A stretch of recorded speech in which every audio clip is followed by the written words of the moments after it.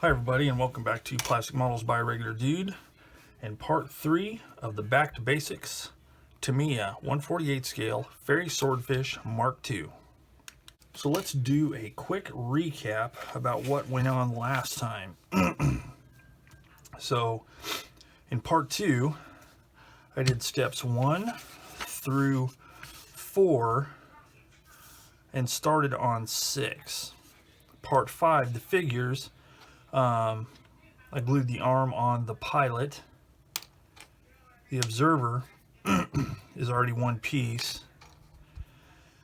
And the machine gunner needs his arms glued on, but I can't really do that until I get the machine gun glued into place. I'll talk about that in a second.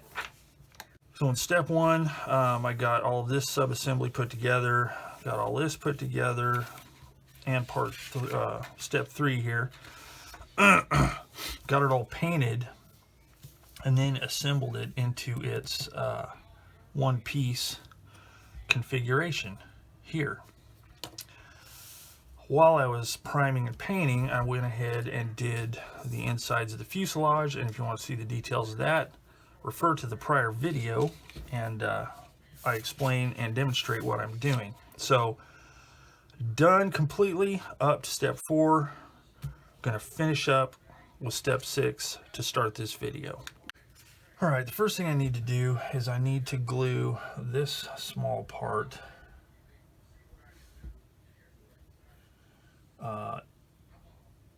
on here, and it goes on this piece right here. So let's do a quick test fit. Yeah, looks pretty good. So I need to scrape a little bit of cement off of here to give it something to adhere really well to.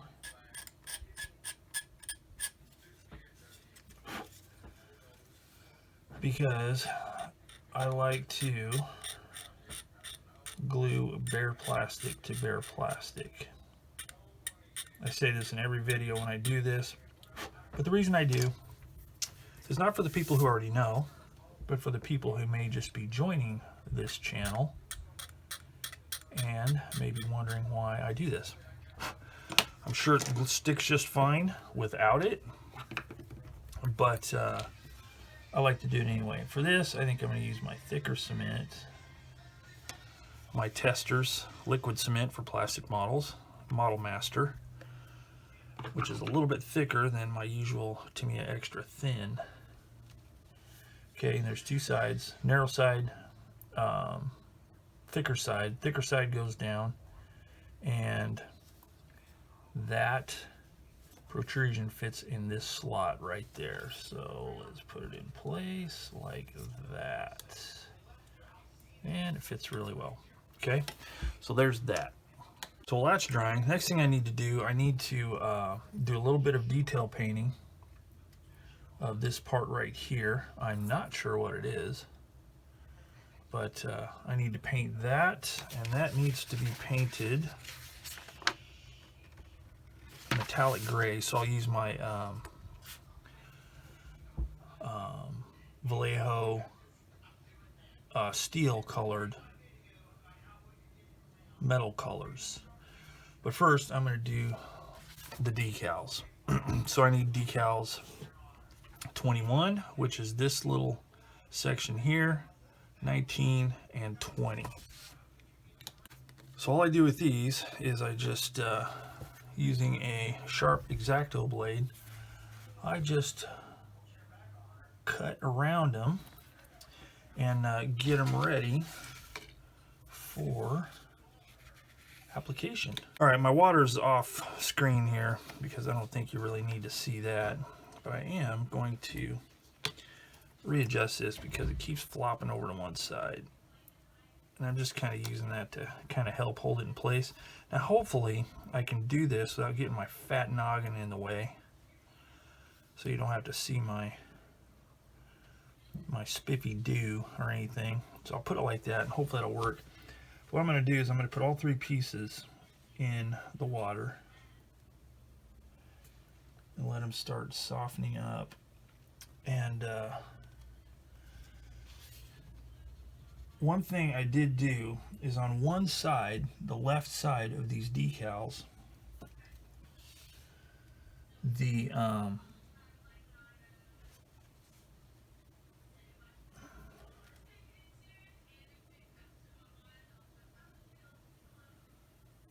left side of the decal have some pretty heavy, not heavy, but the oh crikey, carrier film is like protruding out from the actual color part of the decal quite a bit. So what I did is I lightly trimmed that part of the decal film with a sharp knife, so if it works right, I can peel that little bit extra off and not have to worry about it sliding off the decal paper, if that makes any sense, which it probably doesn't, but hey, you know, I just do what I gotta do. So these have been in the water for a few minutes, or for a few seconds, so I'm gonna put them over here to continue soaking. And while they're doing that, I will get my decal stuff, which is micro set for putting the decal in place and micro sol for dissolving the decal and helping it conform to the surface detail on the instrument panel. So let's see if these decals are loose yet. Yes, they are. Okay. So I'm going to demonstrate the first one. The other ones I'll do off camera. So the first one I'm doing is decal number 19, and that goes right here. There's 4 dials, one there, there, there, and there. And the trick is to get them to line up correctly. But before I put them on there, let me get this decal set. And I have dedicated brushes. I'm not sure if it's really necessary, but that's what I do. That's just what I do. So there we go. All right. So that looks good. So let's get the decal here. Now let's see if yes, you probably won't be able to see it, but there's decal film right there. That little bit that I trimmed off. So it's going to be real close to the edge of the dials, and that's especially helpful when you're along the edge of something. In this case I'm not, but it'll work great for those other two. Alright, so let's see. Now what I like to do, you know what, I'm going to try something I see people do a lot. I'm going to try and put it on just with these here tweezers. It's a big risk, but I'm willing to take it. So I'm going to remove the decal carefully with the tweezers like that, and that will help me to line it up better, just like that, even though I'm shaking like a leaf from having a cup of coffee here in the last little bit. So that's in place. So I need to put a little bit more of this on there to kind of help get it to settle in. I want the Now I could have cut each dial out individually, but I don't really think it's necessary in this case. So make sure there's plenty on there, because after I do this, I'm going to take one of these here, what you call Q-tips / cotton buds, depending on where you're from in the world, kind of push it in place, focusing mainly on the dials. Okay, so now you can see that there's carrier film and stuff there. That's okay, because when we do the microsol or something stronger if need be, that'll help it to melt into place, so to speak. So I'm gonna do the rest of these decals off camera here and come back and show you what I have done. Excuse me. All right, so that It's all in place. So now I'm going to get some microsol, and I'm going to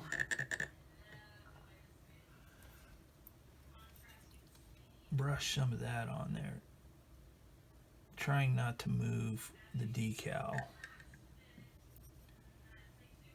There we go. Just let it. An important thing to remember, if you've never used this kind of stuff before, is you put the solvent part of it. The set, you can move stuff around, but once you put the solvent part on there, you want to leave it, because it's going to start to soften the decal and kind of, in essence, melt it. And you don't want to be moving it around, because if you do, you'll end up making a gushy mess out of it. And a gushy mess is not a good thing.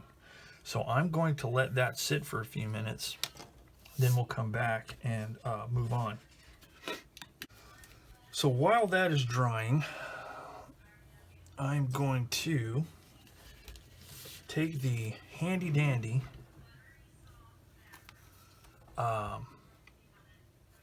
photo etch set that I got for this, and I am going to remove the hole making tool right here that is included to punch some holes for some of the you know, wires and lines and stuff. So I'm going to zoom this back out a little bit so you can actually see what I'm doing. And basically I'm going to be way down here on the bottom edge, so sorry.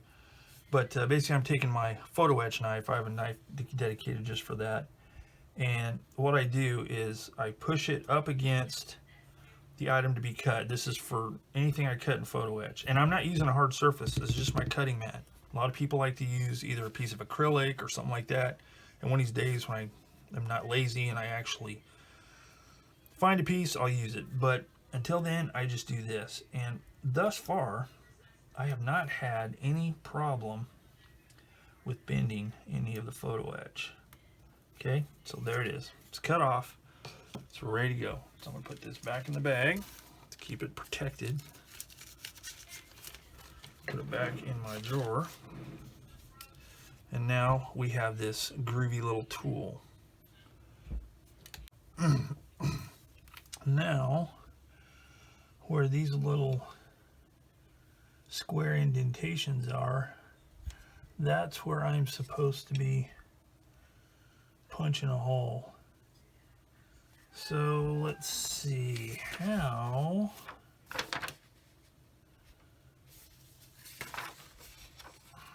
Let me take a look here and see if I can see.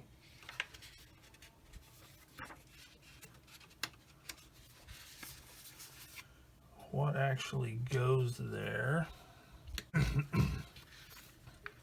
Okay, apparently there's going to be some flat braces that go up to these holes, and the orientation is going to be like this, not like this. So when I punch this hole in here, I'm going to punch them horizontally because this is flat.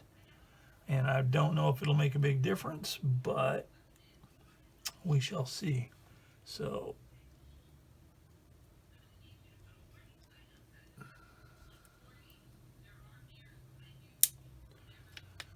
pow. So there we go. Let me zoom it in so you can see what I'm doing here. So basically you just take this little pointy thing, stick it where it's supposed to go through, and just give it a good push and you'll hear it pop. So once I do all these, I'll come back and scrape those off, cut it off with a nice sharp blade. But let's see, I also have one to do right here, which is another brace in the front. So let me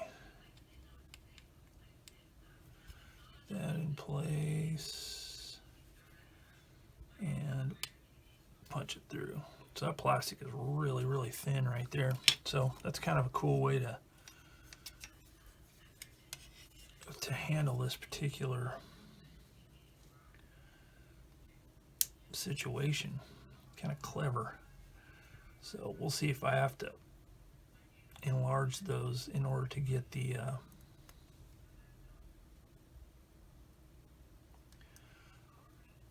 part to glue in. Huh. Pretty interesting. And it's cool how this thing is made. There's a shoulder, so it keeps you from, you know, pushing too far or making the hole larger than it should be. Yeah, cool. All right, so there's that. So now I'll take my handy dandy knife here and just shave that off like that.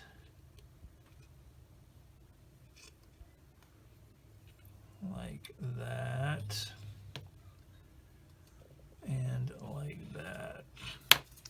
Let's punch this through again, see what it looks like, because I might have just pushed some of that plastic down. Oh, it looks pretty good. All right. Let's do the same on the other side here. All right, so that's done. So now, and I've already got the windows glued in. So, and I've got that part glued into place. So the only thing left to do is, oh, almost forgot, need to assemble this so I can put this in place. Now I can cut this off, which I was using as a holder for the painting. And then this is going to glue right there. And the way it works is this is notched out right here to fit the receiver part of the machine gun. So I'm gonna, again, it's probably not necessary, but me being a plastic on plastic kind of guy, I'm going to scrape that glue away. And now, ready to go. So put that there. What I'm going to do is I'm going to glue this part first, and then I'll glue the peg part that's in the bottom of the instrument panel.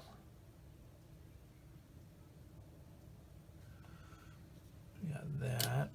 Make sure it's supposed to be at a 90-degree angle. It's kind of perpendicular to the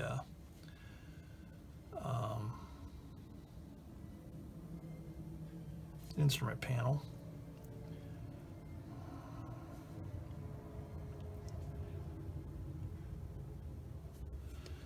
And then a little bit of cement there where the pin goes through.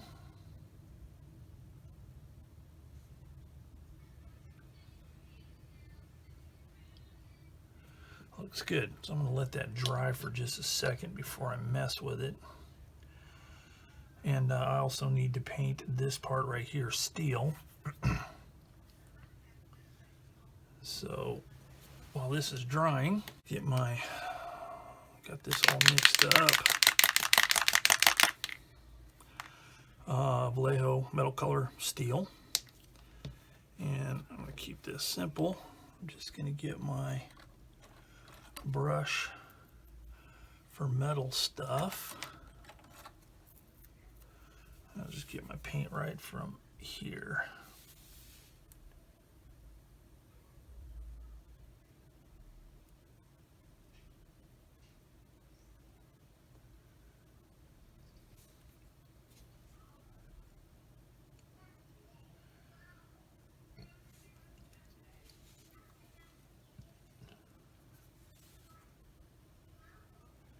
Get this painted.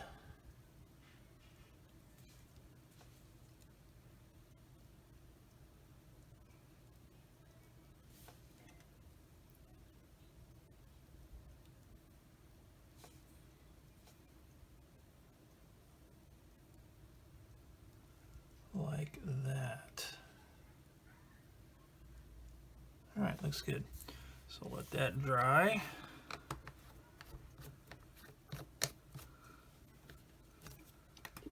Alright, so what I'm doing right now, and I've already started, is I've heard people refer to, you know, this thing called a magic wash. No idea what it is. Until I found out what people are talking about. And basically what it is, and I don't know how I've missed it all this time, but it's a wash made with an acrylic carrier of some kind, using acrylic paints or inks or whatever. A lot of people like to use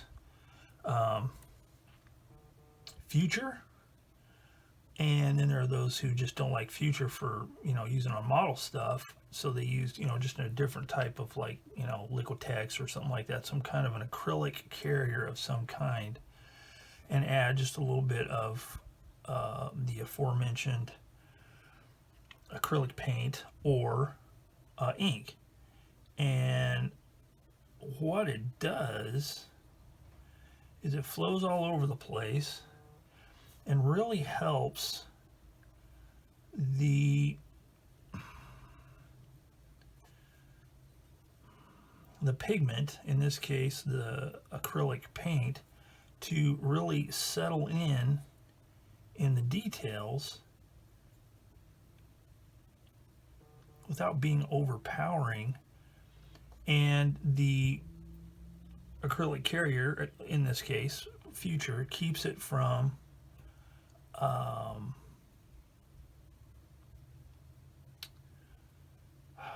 don't know, it's hard to explain. Like, for instance, whenever I've used an oil wash on flat Tamiya paint, I usually end up with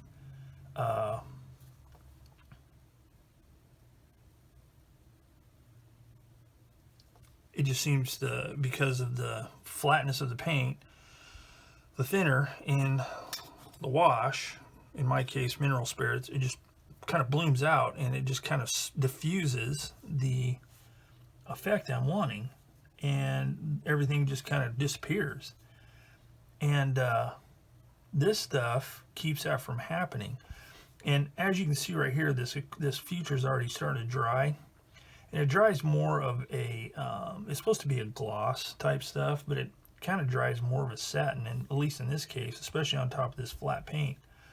But it leaves nice deposits of the pigment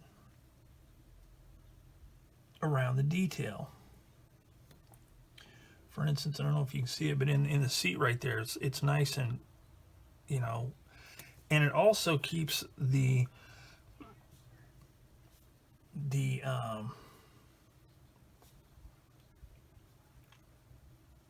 actual color from being too harsh.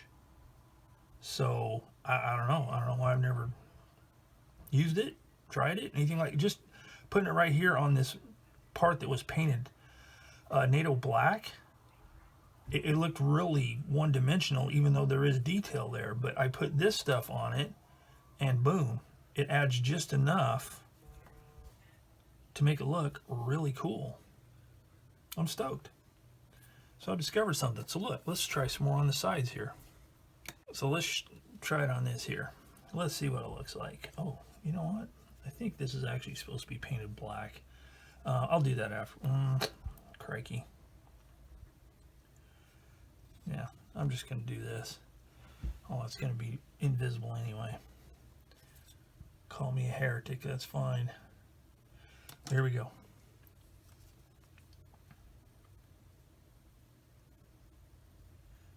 And for this, I see how that just like gets all nice and looking around, and, you know, use a color appropriate to what you're wanting to do. In this case, I'm using black gray, which is kind of a brownish gray, and I figured that'd go good on this cockpit colors. But look how it's just accentuating the detail. I like using big words like accentuate whenever I can. Oh my goodness, look at that. Wow, why have I never tried this before? See, this is a perfect example of when you hear or see of stuff, give it a shot, experiment. You may find that you're going to have some really groovy effects.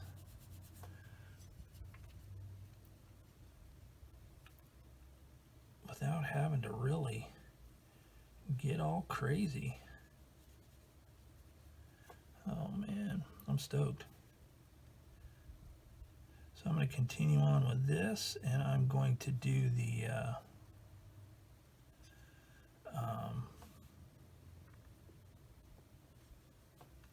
none of this stuff you can see, but I'm going to do it anyway. So I'm going to do this on the other side as well. So here's a quick side-by-side. This one's still wet, but you can see what I'm talking about here. Man, that really livens it up. It's also a case where, yeah, you know, if that was going to be visible, that's really where you're going to regret not getting rid of those ejector pin marks. Alright, so now this has had time to dry. That's what it looks like. So I'm really stoked with this new discovery. Even the back of the seat. You know, normally I would do a whole lot more as far as texture and stuff on the seat, you know, using oils and stuff, but since this is going to be so closed up and I'm trying to keep this, you know, kind of a simplistic build, that just really adds a ton right there. I'm really stoked. Okay, enough of that. So let's get the instrument panel glued in place, which is right here. This little pin here goes in that hole there with the machine gun sticking through.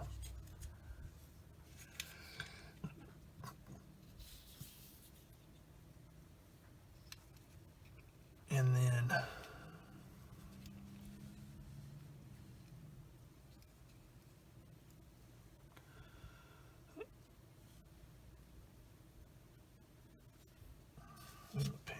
the instrument panel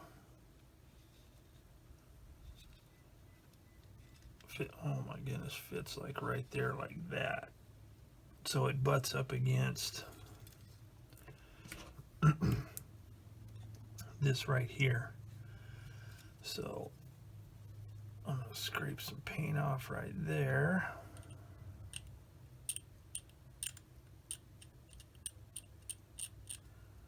Like that. That is already bare. So I'll just need to scrape a little bit right there. Again, it's not really necessary, and one of these days maybe I'll stop doing it, but it's hard to break old habits, I gotta say. So let's put a little bit of cement right there. And I'm going to use this cement for right there, like that.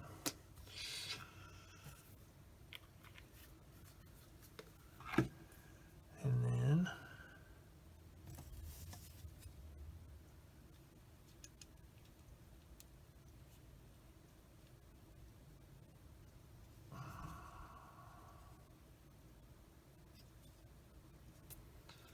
okay, it looks kind of crooked, so I'm going to have to make sure that I flex it into place.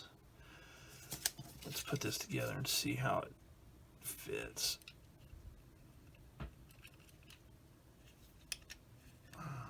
Yeah, it's okay. So I'm gonna have to push that into place there when I glue it.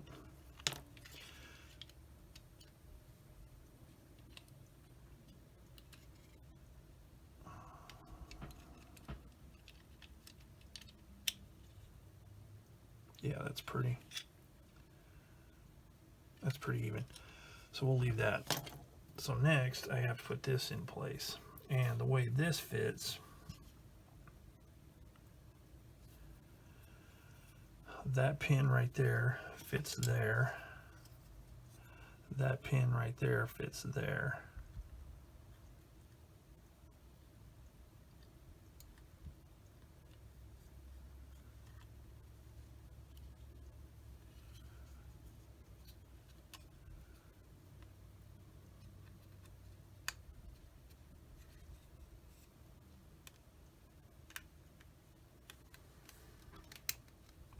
just like that.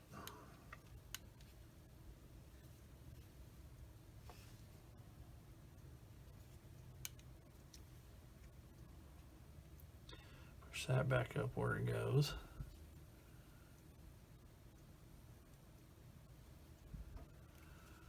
I think I'm going to have to use some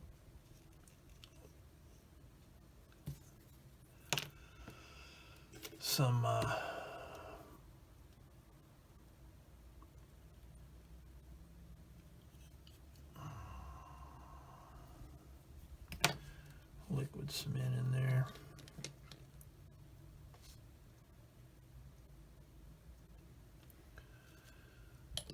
So it'll dry quicker. Okay, so now ready to put these two halves together. There's no locating pins on this side of the cockpit, so you just have to make sure that everything else lines up. But before I get too crazy with that, I'm going to scrape some of this paint off of here.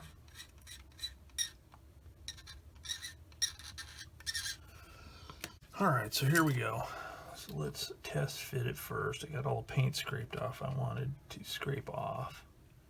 So let's see how this fits together. Good, good, good, good, good, good, good, good, and good. So it all looks really dandy. So we're good to go. So let's see, where shall I start?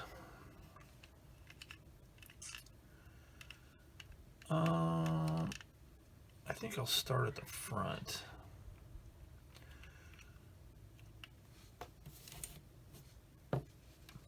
So I'm going to glue these upper parts here first.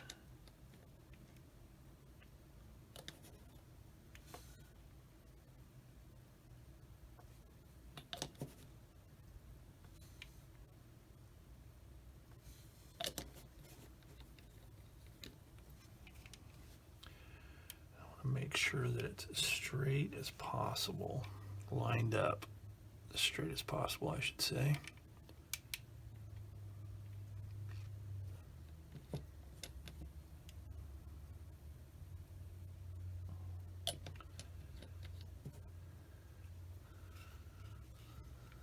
And then work my way back to here, I believe. So let's get some cement here, some here, here, and here. So I'm going to use one of these really pinching deals to glue that, or to hold it, I should say. Make sure it's lined up. See, that just fits great in there.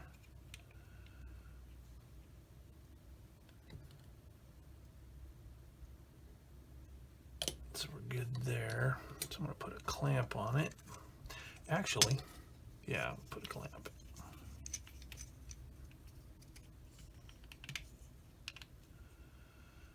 Okay, and I am going to let that sit for a few minutes, and then I'll work my way around. All right, with that glued, now I can move to the back here. And again, what I want to do is I'm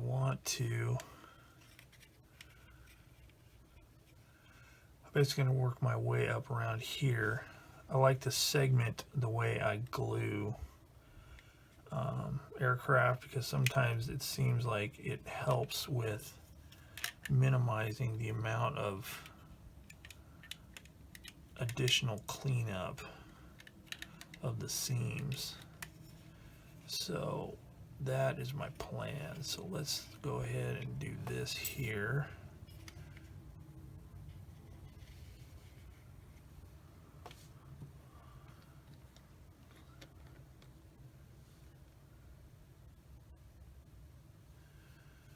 Get some cement going down through this.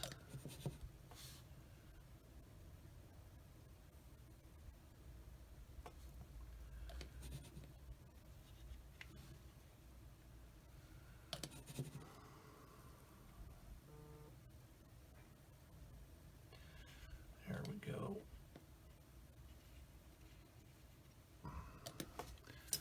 So let me pop this back open a little bit like that.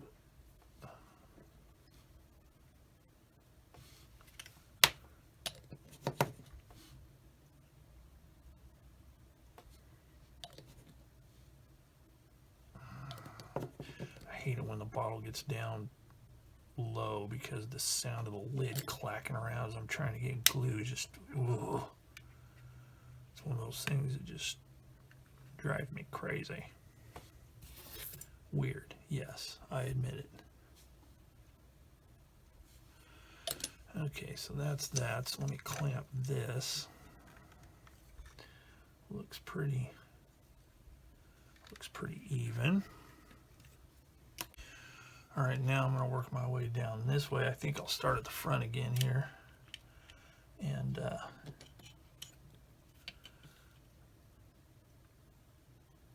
little dab there, little dab there.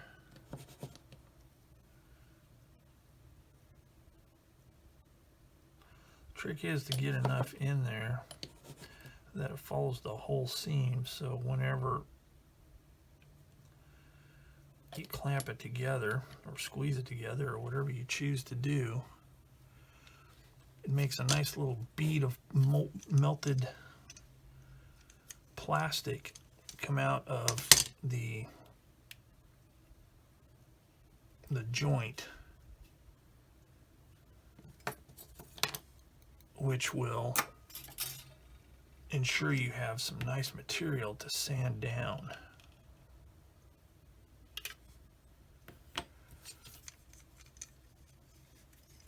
Let's clamp that.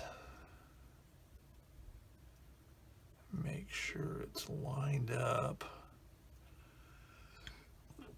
Because what I like to do is I like to minimize the amount of sanding that I have to do, and I hate doing filler on curved surfaces and stuff. So that's why I'm so, crazy about doing that, gluing these fuselage halves together like I do. All right, so that's ready to go, I think. So now all I gotta do, let's do this big long strip right here. And again, shouldn't be too much of a problem. And I think I'm gonna try and do from here to here first.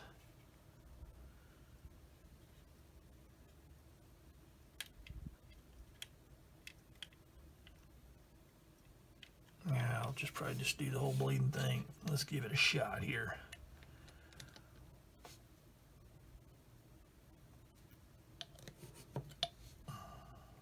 This isn't as crucial because there's a big part that goes over this. So it's not going to be as big a deal as if it's not quite 100% straight and I have to sand it. But still, I want to get it as close as possible.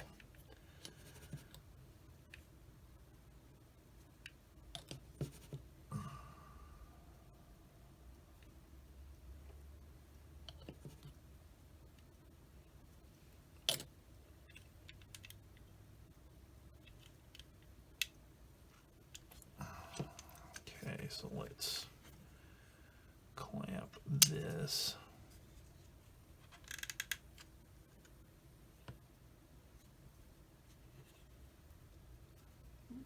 Make sure it's lined up. Looks good.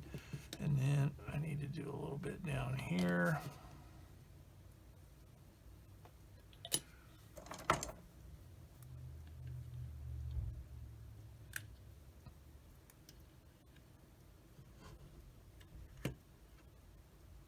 Like that.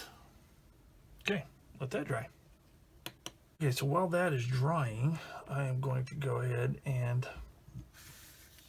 cut off B2 and B1. Now here's a place where it is important to note what exactly you are doing with the kit. So these parts here, B14 says attach B14 when not using 1/48 Swordfish photo etch bracing wire. Well, I am using that, and that's why I had to punch the holes up here. So I will not be putting those pieces in place. So all I have to do is cut off B1 and B2, and I'll clean those up while the fuselage is drying.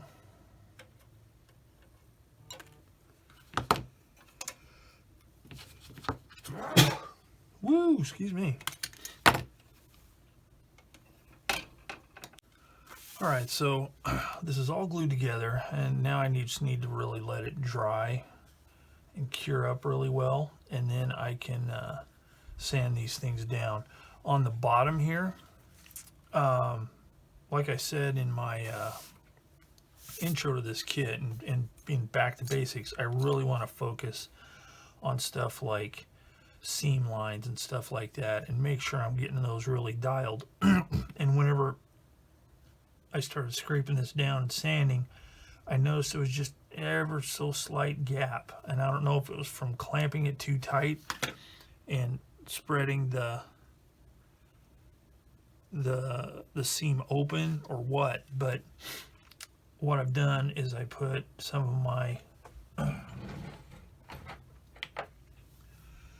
clear sprue goo on here, and I'm going to let that cure up really good, and then I'm going to sand it down, and then I can work on these other seams. So I'm not going to do that on camera. I will show the results, because I mean all it is scraping and sanding, and that just takes up too much time, and I'm coming up on 40 minutes right now in this video. So with that, I'm going to call this video quits.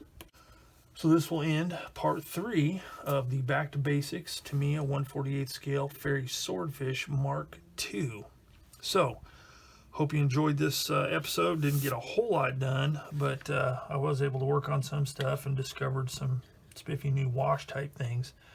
But anyway, just if you have any questions or comments or hints, tips, any of that kind of thing, just put them in the comments section down below, and I'll get back to you.